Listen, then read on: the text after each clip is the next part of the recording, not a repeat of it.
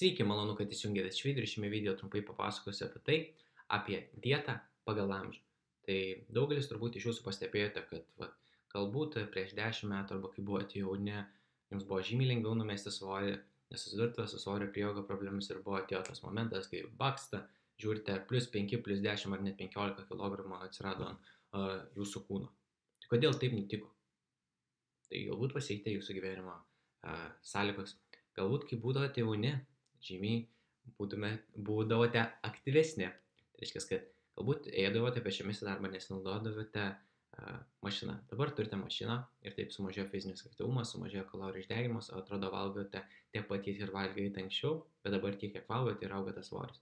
Tada padidėjo stresas, pagerėjo gerbūvis, tai vėlgi galite nueiti į parduotuvę prisipirkti tokio maisto, kokio norite, galbūt į namus galite užsisakyti daug įvairiausio kitokio maisto. Ir taip valgyti skanų, daug kalorijų turinti maistą ir netyčiomis priaugti tų nereikalingų kilogramų. Ir tai yra vienas iš tų kelių priežasčių, kodėl mes senstant priaugame svorio. Nors jeigu mes pažiūrime į mokslinę literatūrą, mes matome, kad amžius labai nežymiai įtakoja žmogaus medžiagų apykaitą. Mūsų medžiagų apykaita senstant šiek tiek lėtėja, todėl kad prarandame raumeninę masę ir esame mažiau aktyvūs.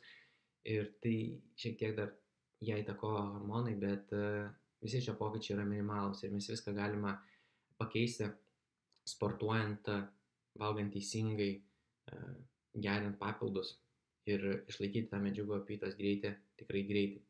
Tai ką tada galite padaryti, kaip turite maitintis senstant? Tai vėlgi būtų naudinga suprasti, kiek jums kalorijų reikia suvalgyti per dieną, tam, kad palaikytumėte klausant svorį. Turite suvalgyti pakankamai baltymų, turite sportuoti sporto salėje ir galbūt turite šiek tiek privemti daugiau angliavandenių turinčių maisto produktų, nes šiek tiek supratės jūsų insulino kontrolė.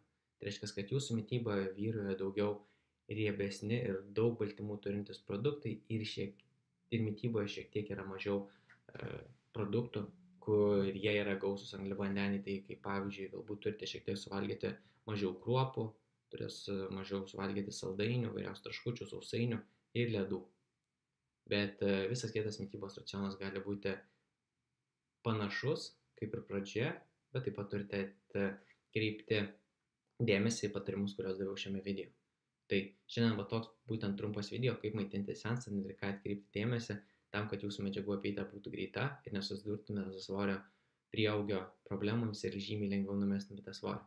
Tai ačiū, kad išklausėte šį video, tikiuosi video buvo naudingas, o jeigu jums reikia papildomos pagalbos lieknėjant, tai drąsiai galite man parašyti asmeninę žinutę, įsigilinsime jūsų individualią situaciją ir jau tada matysime, kaip turime keisti, kad jūs savo tikslus pasiektumėte žymiai efektyviau.